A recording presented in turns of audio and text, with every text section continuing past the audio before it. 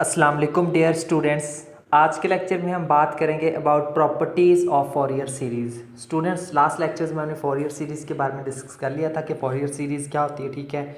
उसके हमने एग्जांपल्स को भी डिस्कस किया, साथ में उसकी साइन सीरीज़ और कोसाइन सीरीज़ को भी हमने डिस्कस किया था। तो आज उसकी कुछ प्रॉपर्टीज़ हैं, उनको देख लेते हैं, ठीक है। तो सबसे पहली जो प्रॉपर्टी है वो है हमारे पास इसकी लीनियर प्रॉपर्टी है, ठीक है। लीनियर प्रॉपर्टी क्या होती है, ठीक है, यहाँ से देखते हैं, ठीक है। ये होती है इसकी लीनियर प्रॉपर्टी, ठीक है। तो यहाँ पे देखिए क्या, if x of T is corresponding with F of x and Y of T is corresponding with F of Y, the linear property states as A into X of T plus B into Y of T. ये हमारे पास correspond किसके करेगी, A of F X plus B F of Y के equal हमें correspond करेगी, ठीक है। ये क्या होती है, इसकी लीनियर प्रॉपर्टी होती है। सो उसके बाद अगर जो सेकंड प्रॉपर्टी है वो है इसकी मल्टीप्लाइकेशन एंड कन्वोलेशन प्रॉपर्टी, ठीक है। अब ये क्या प्रॉपर्टी होती है, ठीक है, उसमें भी कुछ सब्स्टिट्यूशन है, यानी कि अगर हमारे पास एक्स ऑफ टी को भी कॉरेस्पॉन्ड करती हो एफ ऑफ एक्स के साथ और वाई ऑफ टी कॉरेस्पॉन्ड करती हो एफ वाई के साथ, फिर क्या होती है मल्टीप्लाइकेशन प्रॉपर्टी स्टेट। जो मल्टीप्लाइकेशन प्रॉपर्टी होती है वो क्या होती है,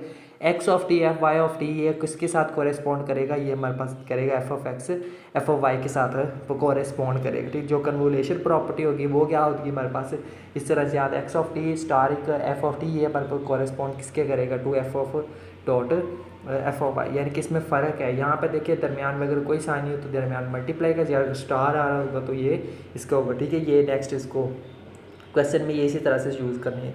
कन्वोलेशन और मल्टीप्लिकेशन में थोड़ा सा फ़र्क आपने वाजिब रखना है।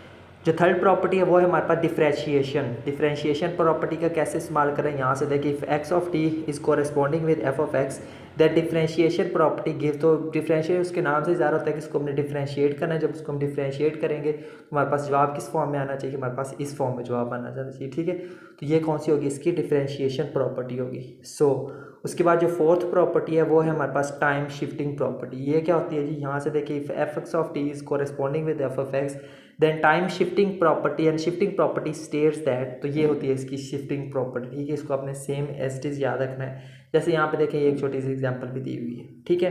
तो ये कौन सी होती है जी, टाइम शिफ्टिंग प्रॉपर्टी, हम उसको नाम देते हैं। जो पांचवी प्रॉपर्टी है वो है हमारे पास फ्रीक्वेंसी शिफ्टिंग, ठीक है। फ्रीक्वेंसी शिफ्टिंग में देखिए क्या, if f is x of T is corresponding with F of x then frequency shifting states that. तो फ्रीक्वेंसी शिफ्टिंग प्रॉपर्टी क्या होती है हमारे पास, ये होती है, ठीक है। उसको अपने same as it is apply करना है क्वेश्चंस के अंदर। तो उस बाद जो नंबर 6 प्रॉपर्टी है वो है क्या हमारे पास टाइम स्केलिंग प्रॉपर्टी, या फिर ठीक है ये एक इंपॉर्टेंट प्रॉपर्टी है, तो इसको अच्छे से डिस्कस करना।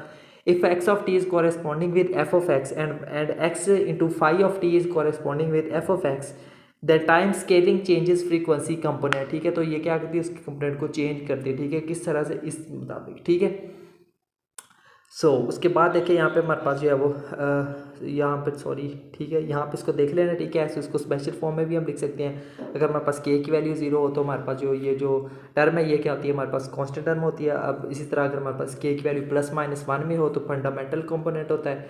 इसी तरह से या फिर इसको हम फर्स्ट हार्मोनिक फंक्शन भी बोलेंगे, +-2 हो तो second harmonic function and nth harmonic तक हमने चले जाना, ठीक है। तो ये होती है इसकी टाइम स्केलिंग प्रॉपर्टी, ठीक है।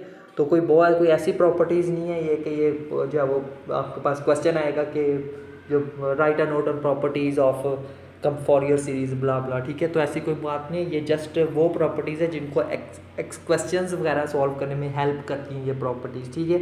तो इन प्रॉपर्टीज़ को हम क्वेश्चंस के ऊपर कैसे अप्लाई कर सकते हैं, कब अप्लाई करना है, वो जैसे जैसे सामने क्वेश्चन आएंगे ना उस हिसाब से हम उसको देखकर मज़ीद इसको एक्सप्लेन करेंगे, ठीक है। तो फिलहाल बस ये एक इंट्रोडक्शन था अबाउट प्रॉपर्टीज़ ऑफ फॉरियर सीरीज़, ठीक है। तो इसको बस आपने माइंड में रखना है, बाकी और कोई ऐसे वैसे इसके बारे में बात नहीं है कि कोई लॉन्ग क्वेश्चन आएगा इनके ऊपर। तो बस यही था स्टूडेंट्स हमारा आज का lecture about properties of फॉरियर series. मिलते हैं नेक्स्ट लेक्चर में किसी और टॉपिक के साथ, तब तक के लिए टेक केयर एंड अल्लाह हाफिज़।